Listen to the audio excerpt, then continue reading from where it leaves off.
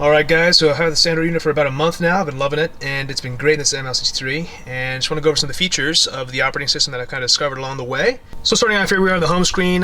This is the main home screen of this operating system for Android 10. That's how they've kind of set it up with this one. They've got the radio station over there set up. I'm not going to throw the music on because I don't want to get copyright striked. But if you just kind of scroll along, you get all your apps that you've installed. Now you can actually just install any Android app you want, and it works here just fine. So I've got a Spotify app there, just kind of play around with it. But I really don't use it because I have CarPlay. That'll be a separate video, CarPlay and Android Auto. But yeah, it's working out pretty well so far. One of my favorite apps I've gotten so far is Cigic. So Cigic is essentially offline maps. You do pay for the maps once, and then you get, I think, a certain amount of time of upgrades to upgrade about the, your updates and all that stuff, and new construction and new roads and stuff like that.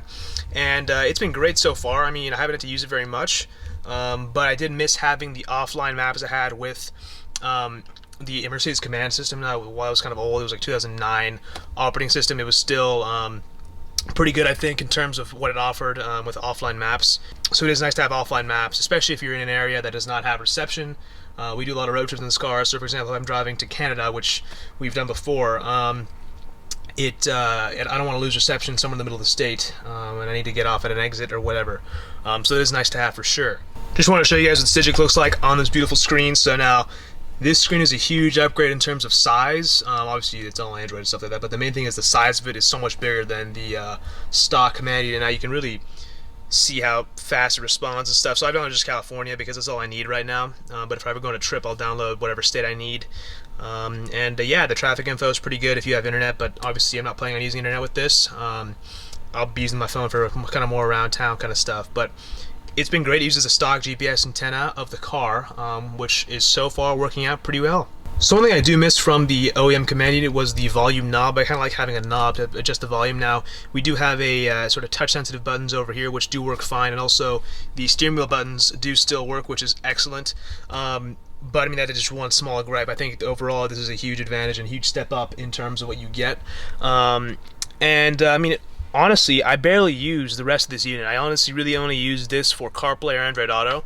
So one thing I'm still working on is getting the radio to respond really well. So I know some people out there with the earlier models, like the 07s, the 08s, even earlier than that, are having no issues with the radio. But I think some cars, like the 2009 Plus, like the facelift cars, the GLs and MLs and R classes, they're a little bit different in terms of how the whole system's hooked up. So I need to figure out where to connect the radio amplifier signal.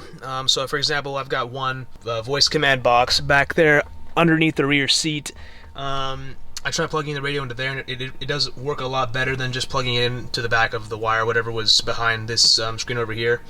But I believe there's something else I should be plugging it into because it's just not where it should be. One thing I'm also trying to figure out is how to configure the time in the gauge cluster on the analog clock over there with this unit. Now I know with the command unit you could kind of configure it through that screen as well, but I'm not sure how to do it with this one. I hopefully can figure out the solution to that soon. There's also dark mode that I have it set to right now. I prefer the darker look to it. You can also do auto, so it'll change from light and dark depending what what it is outside. I just prefer dark overall. I think it kind of fits the interior a little bit better. That's just one little thing I kind of liked. You can also change up your speaker settings and all that with this sort of balancer over here. Something else kind of funny you can do is you can actually adjust the colors of the lights on the side over here. You can do kind of red, green, blue. You can have them do rainbow, but so it changes by itself, which is kind of funny. Or you can kind of change whatever you want and have it your own custom color based off these 3 RGB sort of things. And yeah. This unit can also connect to Wi-Fi or your phone's wireless hotspot, so if you want connection on the way, you can watch YouTube videos directly on here, which is kind of cool, and stuff like that, which I think is pretty neat. Also, just want to show that the rear view camera does still in fact work. This is the stock rear view camera, and it seems to work just fine.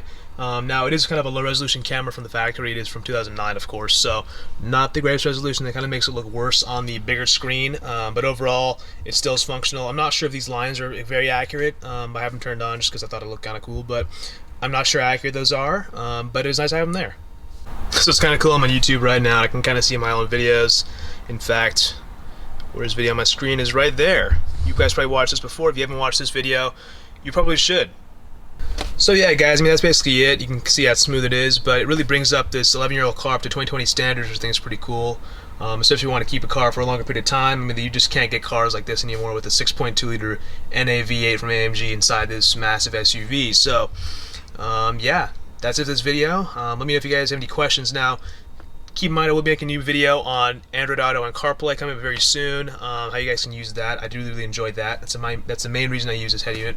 And also be coming up with a video and an update about how to change certain things. And I know my radio's talking about maybe the time. I can figure that out too. We'll see. But the main thing is radio for sure. So I'll let you guys know if I figure anything out about that. And yeah.